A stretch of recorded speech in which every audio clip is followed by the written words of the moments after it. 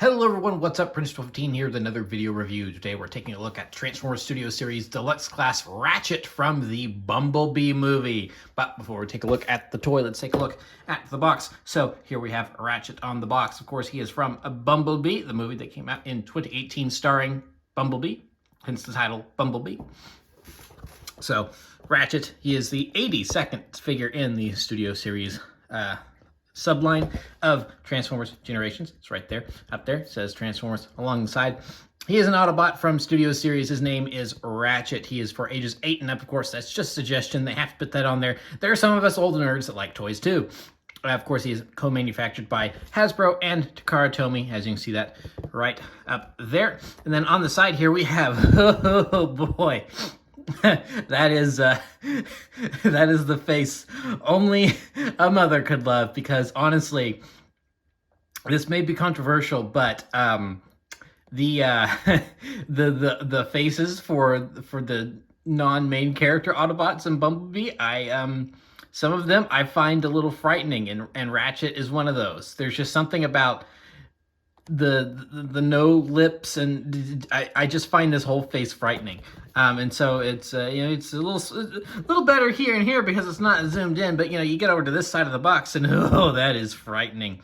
That is just make those eyes red, and I could totally believe this is a Decepticon. But he is a deluxe class in several different languages. He is an authentic Transformer from Hasbro, no Chinese knockoffs here. And then on the back, you've got all the things going on in Transformers in 22 Steps. He's from a movie. He's from the Cybertron Fall scene. He's big screen inspired. Of course, there is a short little bio on there talking about the end of the end of Cybertron for the Autobots.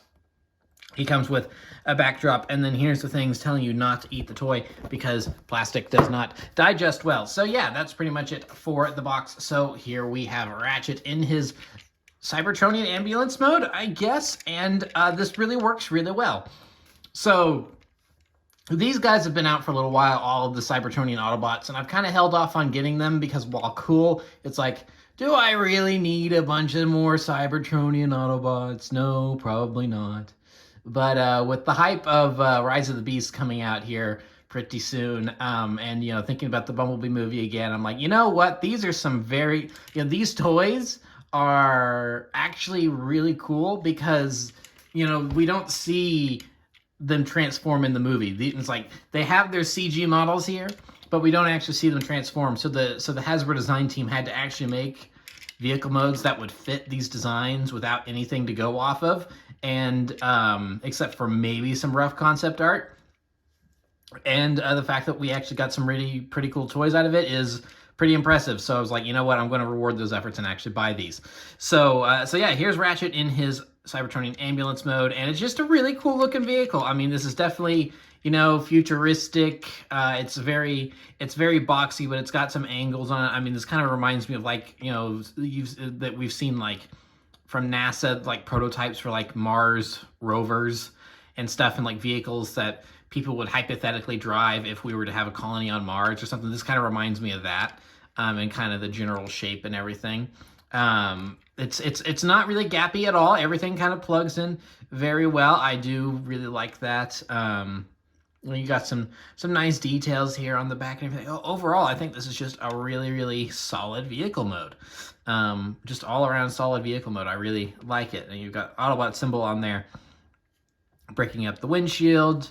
And yeah, I mean, I think this is just a really good design for a Cybertronian truck, ambulance, whatever you want to call this. Hold on, does it actually say on the box what it's called? Just Cybertron Falls.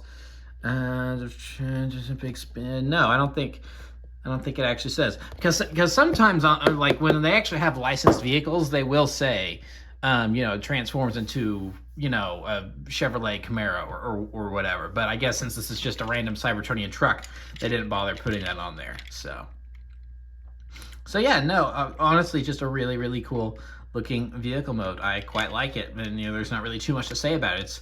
It's mostly white because Ratchet is a doctor. He's an ambulance, so he's got that very obvious. It's easy to see him paint job. The little bit of splashes of red here and there, and overall it really works well for Ratchet. So I really like that. So we'll go ahead and bring in some comparisons here. Here he is with his movie 1 counterpart, the more neon green yellow ambulance. So we've got them together. This little dusty. Woo! This nice layer of dust on the windshield there.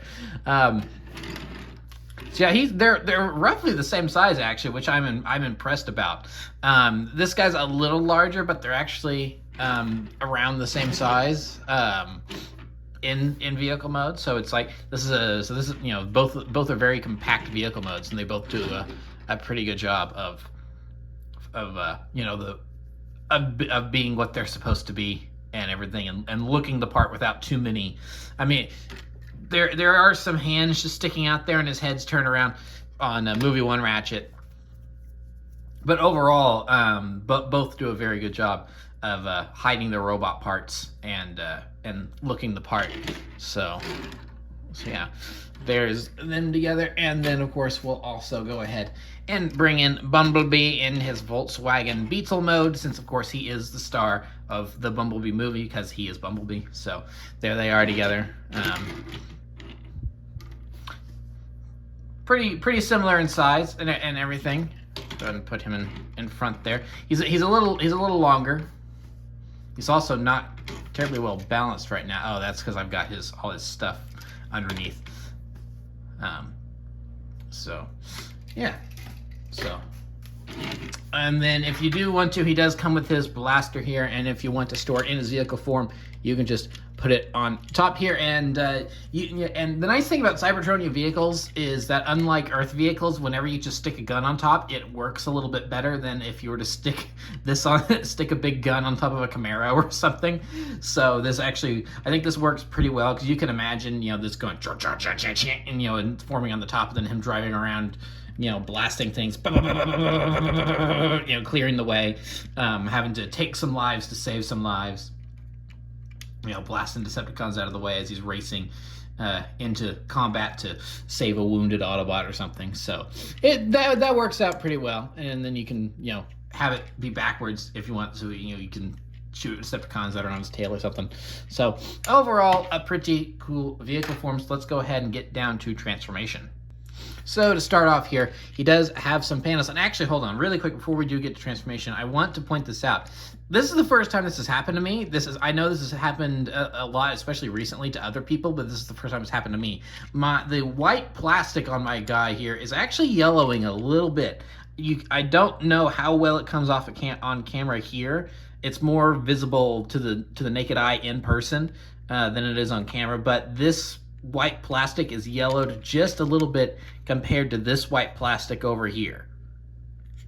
So I think you can tell the difference there. So that's more obviously white, and then you can tell that's actually yellowed a little bit.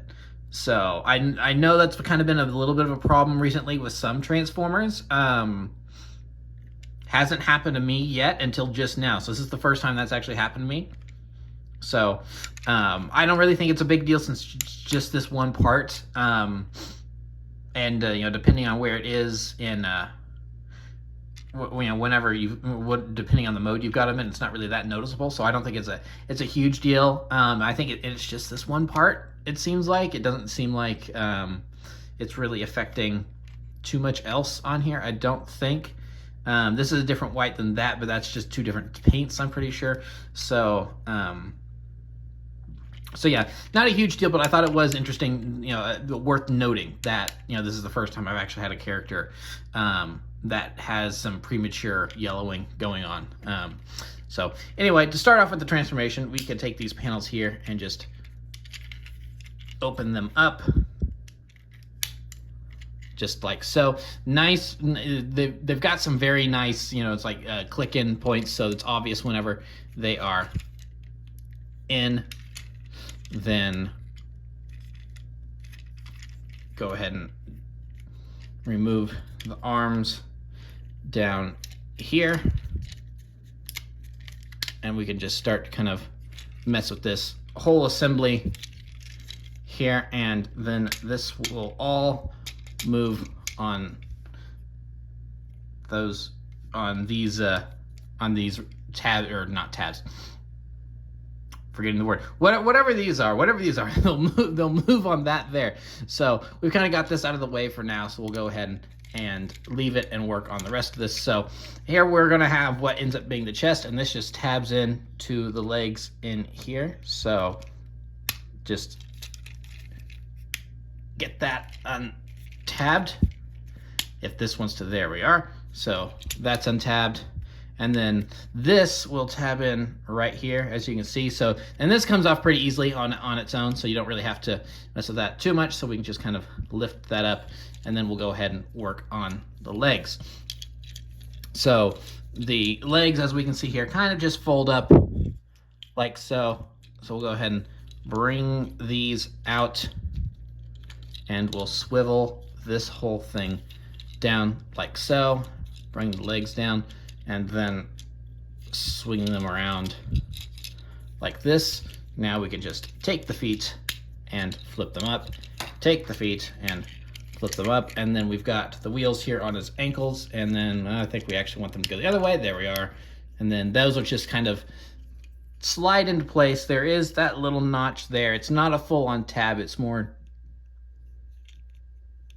Okay, that one didn't really make a noise like the other one did, but it does just kind of help it rest in place like that. So now that we've got that all done, now we can start working on this, in which case this whole thing right here will come down like so, and then we could just bring this all up, and then that will just go over Ratchet's head. And then we can just bring everything down like so. And then we can just bring this around, bring this around, and then there are tabs in here that will click that into place. That will click that into place. And then at this point, we basically just need to flip out the hands. Flip out the hands. Then just kind of get him situated here and standing. And so here's Ratchet in his robot mode. We'll take a look at his face, and for whatever reason, the face I think looks better on the toy than it actually does on the CG model. I think it's because they actually put like some texture and stuff on it, to where it doesn't because there's I think it's something about like this, just the straight lines and the tiny little devil eyes that are tiny little. It's just, I don't know, I just find this disturbing for whatever reason. But given that he's got good light piping too, if you can see that, given that there's a little bit more detail on his face and the light piping eyes making him have the more kind of traditional G1 rectangle eyes instead of the small little pupils, I think the face on the toy actually looks pretty good. His nose is actually a little bit more prominent on the molding here too. So really good details and sculpting here on the figure overall. So yeah, he's a pretty nice looking figure. He's got no backpack to really speak of, and I do like that these little panels are double molded to where you put him on his back, flip him around and put them on the back for the transformation and everything. Then there's details there and everything. Legs are a little hollow down here, but of course they all fold up. The feet and everything fold up there for transformation, so that makes sense. You got some fake wheels here on the outside, since the actual wheels for the front are tucked up under here, or actually rather these are for the back. So you've got some fake wheels here on the side, but I think they look good and everything. So yeah, overall this is a really good looking Cybertronian Ratchet. So go ahead and bring in comparisons here. Here he is with Dark of the Moon Studio Series Ratchet, which is the exact same mold as the movie 1 Ratchet we looked at a moment ago. So this guy's a little taller. He's a little bit more short and squat. But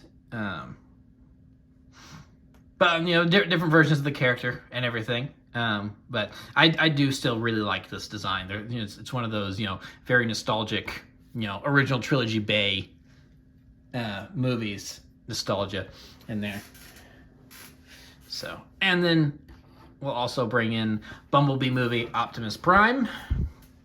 So there's how they stack up. Voyager, Deluxe, makes sense. But, you know, they do look good next to one another. So move him out of the way. And then we're not quite done yet. Oh, actually, no. He does have his blaster. Forgot about his blaster. So he can, of course, hold his blaster and use it to blast things. And then if you want to, you can just put it on his back. So there is a little tab right on there. And then we can put it in like that. I guess you could also have it going the other way, but he does look a little better, I think, with the tip of the blaster sticking out like so. So that way he's ready to go. So yeah, now we'll go ahead and move on to the last thing, which of course is the included display that comes with every Studio Series figure. If I can get it out of the box, there we go. So then here we have the final battle for Cybertron, as seen in Bumblebee, and then there is Ratchet on the display. So, yeah, overall a pretty good figure. Of course, you know, he looks very much like his CG model from what we saw of him in Bumblebee, and the vehicle mode works, I think, really well considering they didn't really have anything to go off of. It looks really good. You know, overall, I think this figure is just pretty good. The arms, I do have a slight problem with. I guess it's like, just the. I don't know, there's something about how close they stick to the body, and then I feel like you don't, I mean, you do get the whole range of motion out of it and everything. I don't know, there's just something about the, you know, when he's standing so at attention like this, but I mean, boom, there we go, problem solved. So, I mean, that's just a weird little personal thing where it's like, I can't have his arms sticking in so straight, so they have to be like that. But, you know, otherwise, I mean, this figure is just really, really great. A great Cybertronian rendition of Ratchet. So, yeah, there we go. That'll pretty much be it for this review. So, thank you for watching. Remember to like, comment, subscribe, all that great stuff. Remember to follow me on Twitter and Instagram. Those links are, of course, in the description below. And I will see you guys next time. Thank you so much for watching, and goodbye.